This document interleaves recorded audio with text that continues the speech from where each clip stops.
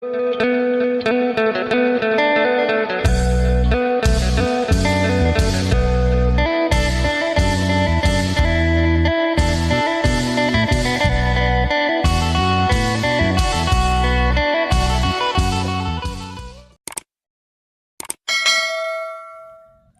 สบายดีและสวัสดีพ่อแม่พี่น้อง FC กันเมื่อสุขูสุคน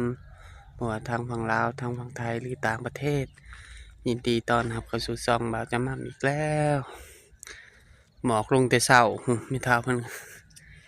ตื่นแต่เช้าเพิ่นเฮ็ดหยังกินลงแต่เช้าอะลีเนาะแม่เฒ่าหมอกลงไม่เท่ากี้เนาะซื้อเพิ่นเรียกว่าไม่เท่านอกแก้วซื้อไม่เท่าเอามันเอิ้นยากนะเขาก็ลืมซื้อเขาเลยเอิ้นไม่เท่าเมียไม่เท่าคูณตลอด ไม่เท่านอกแก้วไม่เท่ากี้ไม่เท่ากี้ก็ได้ปลาต้องปิ้งปลาบ่ไม่เท่า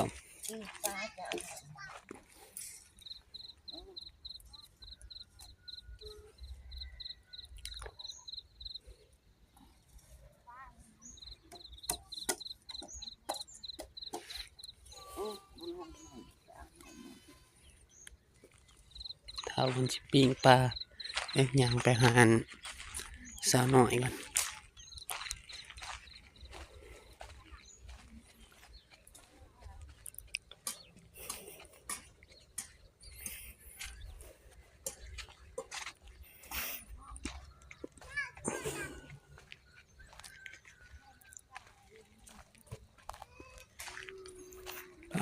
ตัวได้จักสอบแหละ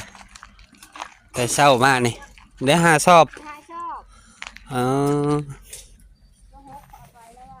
โดยตัว6น่ะเอาไปแล้วเอาไปแล้วมาซื้อหวาน อ๋อที่ดำขายก็ชอบสอบ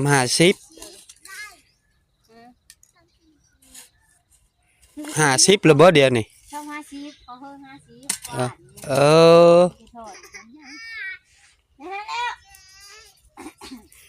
เขาเห็นเจ้ามีลูกน้อยดังไพ่ดังไพ่ลูกอยู่หั่นละลูก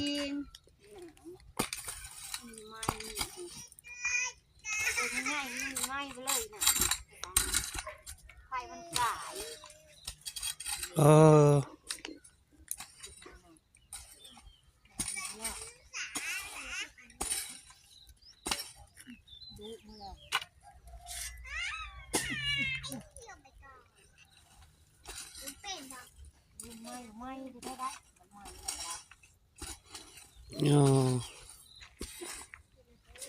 ไม่ใหญ่ตีนี่หรือมันกายบ่กายนะหรือว่าลมพัดไปบ่ยันไม่ดิบแน่ตอนนี้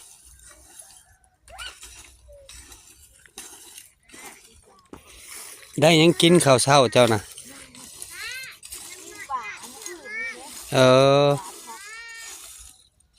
ปิ้งปลาปลาดุกปลานิ่นปิ้งปลานิ่นคือว่ากินแต่วันนี้เอาไว้กินมานี่ได้จึงเอามาให้อีกไม่เท่าเพิ่นเมื่อพุ่นบ่ไม่เท่านะย่างเมื่ออ๋อปลาเผื่อสิฮอดหนาวก็หนาวเนาะเราก็บ่เอิ้นเนาะเฮาก็ตื่นแต่เช้าหุ่นมีเฮาตื่นแต่เช้าสิได้ไปส่งไปมอดไผ่แล้วก็มาใหม่อีกแล้วนี่เนาะย่างมาอีกแล้วโอ้มาขวดทานนี่จะขวดตั้งข้างตัวนี้ก่อนนี่จิ้มก็ไปตั้งข้างไปแล้วไม้ใหญ่มันก็ออก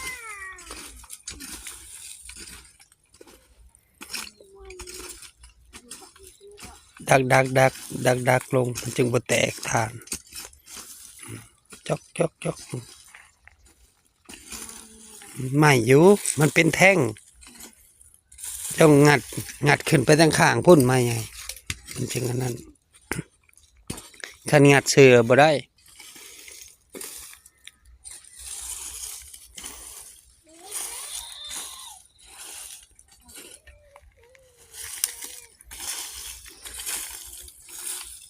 ป้าย่างเมื่อเราก็บ่เอิ้นใส่เนาะเพื่อสิฮอดเป็นชั่วโมงแล้วหนาวปานนี้ใช้ได้คนกายไปกายมาเข้าใจดีเขาจีเอิ้นไม่เท่าขึ้นรถ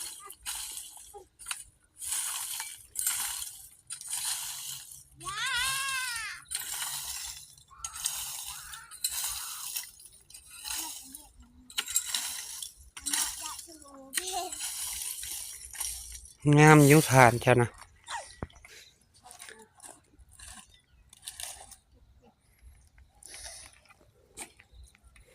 หางงามอยู่ ไม่ มันใหญ่รอบซอง แม่ตัวผู้เลยแม่ตัวผู้เอ้ยมือมันใส่มันหอมหน่อยมือขี้มูกมือขี้มูก โอ้ได้11 สอบเนาะสิฮอดชาวปลายพุ่นแล้วนี่ ป้า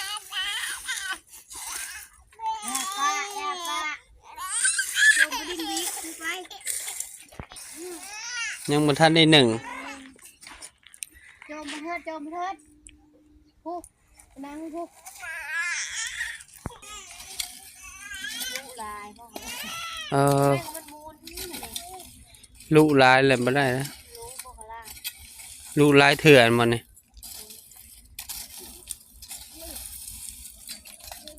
ไม่เนาะ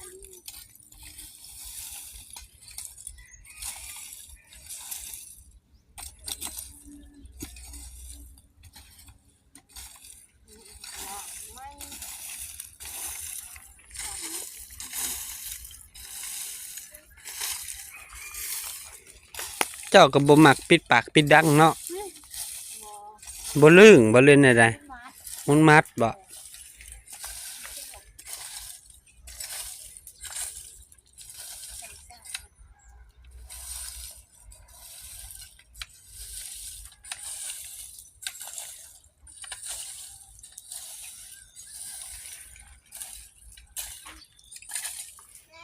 อัน5-6 สอบนี่มีคนเอาหรือบ่จะหน่อยเข้ากับมาเอาเนาะ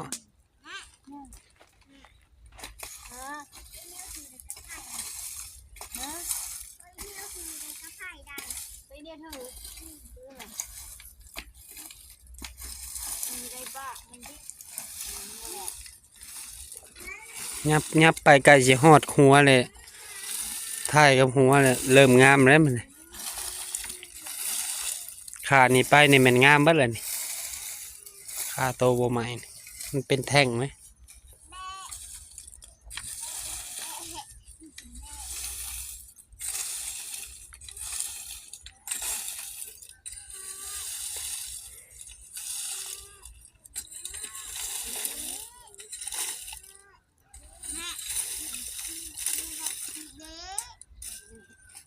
ตีเบส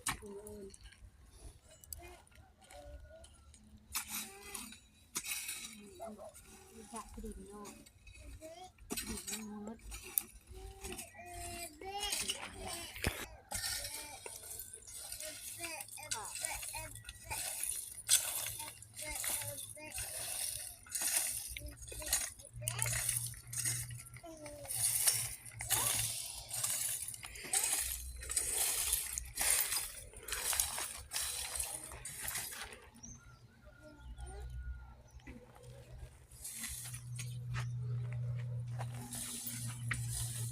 ไม่เท่าก็สิขวดมื้อนี้บ่หรือว่าแอนนาไปขวดเลยยังบ่ทันตื่นบ่ ใบหน้าย่าจะไปฟัดข้าวมืดไฟก่อนมันบอกมาข้าว เจ้าว่าแอนนาไปขวดก่อนแล้วบ่จักเนาะเจ้าเห็นแอนนาตื่นแล้ว ยังตื่นมองเราไปแล้วหมดแล้วแหละ ดักลงให้มันชุดพื้นจึงคอยเขี่ยอยู่เทิงพอจะสิได้ตักขี้ดินออกเลย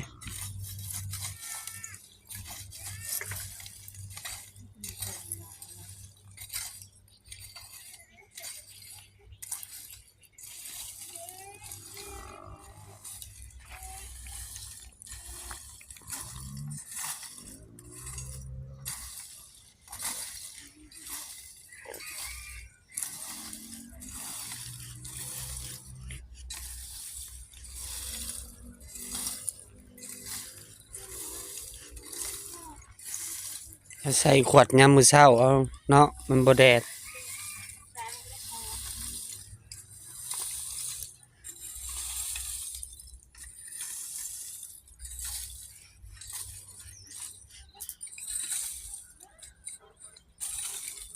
พออยู่นอกกระสอบเนาะ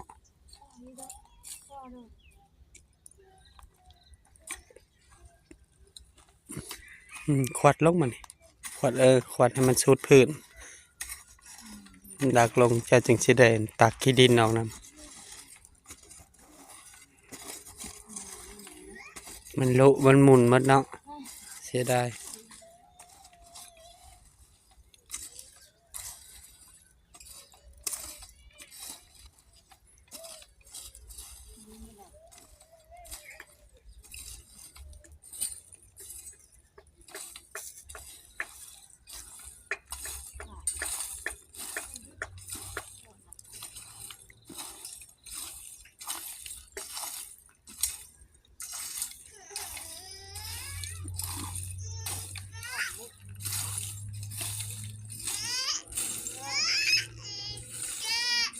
จ้าเอจ้าเอ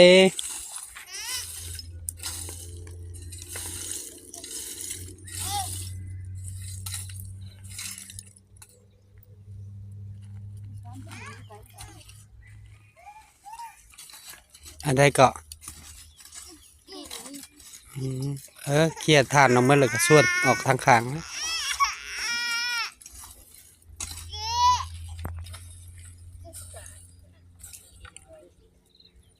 หมุนหมดเชิญไล่หมุนทางกลางในมันลุทางกลางถูกเต้า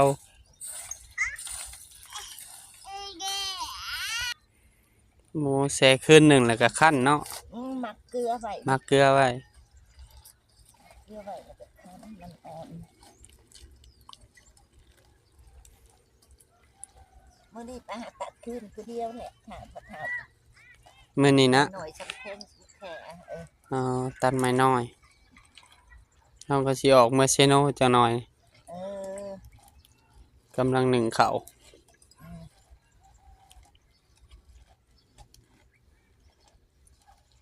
มันเป็นแมลงก็กิน เนื้อมือแรงก็ได้บ่ใส่ข้าวน้ำบ่ เอาหมักเกลือไว้เลย บ่ได้ใส่ข้าวน้ำบ่ ใส่อะไรใส่ข้าวอะไร แดดฮะก็ขึ้นตะเวนฮะก็ขึ้นจน7 โมงปลาย เด็ดเป็นแดดขึ้น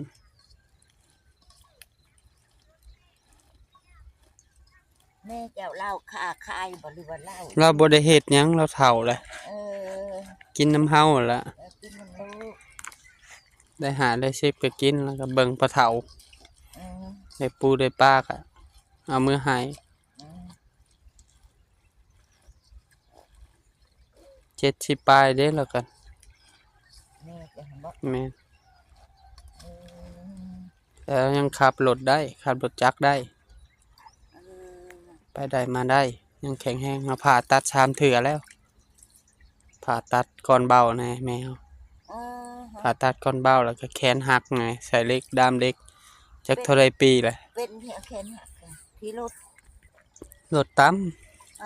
จ้ะ ใส่เหล็ก ว้าวกระเนาะ ขาก็ใส่เหล็ก โอ้อืมโหดเลยนะคือว่าเขาได้ยินสมบัติว่าวานมือซื่นแต่ว่ารถถ้าคอยขี่รถไทยอีกอะคอยไปกะไปตามเคนมันกะทำรถลายแล้วกะเป็นเขามาบอกได้รถตั้มคุณพิเชโนตายกับทีเลย อืม ได้รับฝากเลยว่ะ บ่แม่นมากินปลาบ่เจ้าไว้สูงอยู่บ่ เอาขึ้นไว้ที่ถึงเลยปีสุกเลย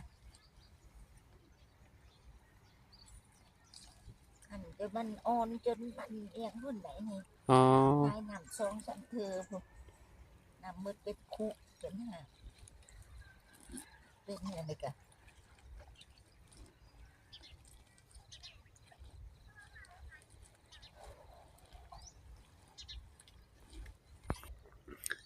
ฝากพ่อๆแม่ๆเป็นกำลังใจให้พ่อเฒ่าคูณสาวน้อย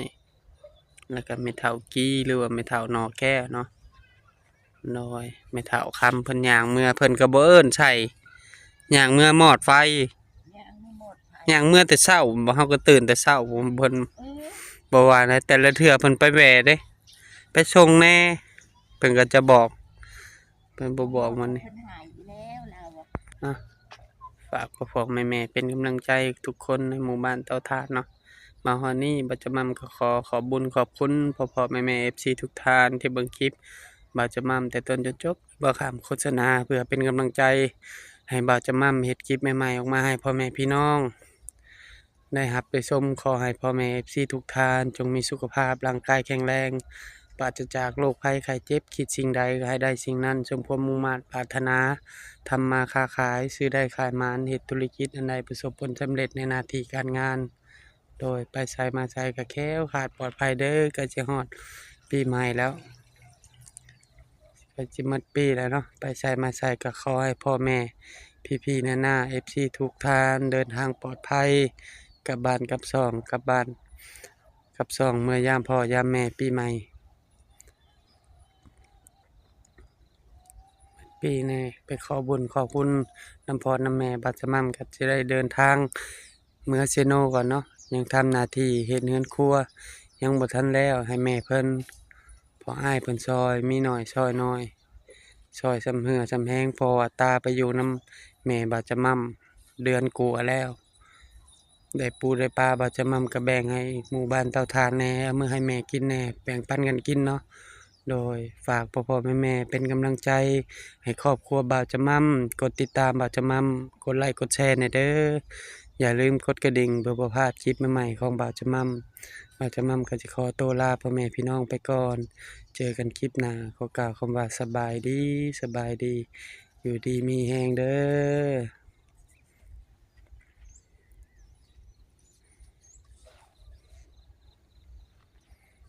สบายดีเด้อแม่เฒ่าเด้อสบายดีอ้าวกายไปกายมาก็เบิ่งเฮือนให้ลูกให้หลานแหน่แหนมให้แหน่โดย คนจะมาไปจอบยืดเบิ่ง โดย จอบคอยเบิ่งอยู่ได้ โดยเห็นไผแบบท่าทางแปลกๆคะนะไผก็ย่าเข้ามาฮะ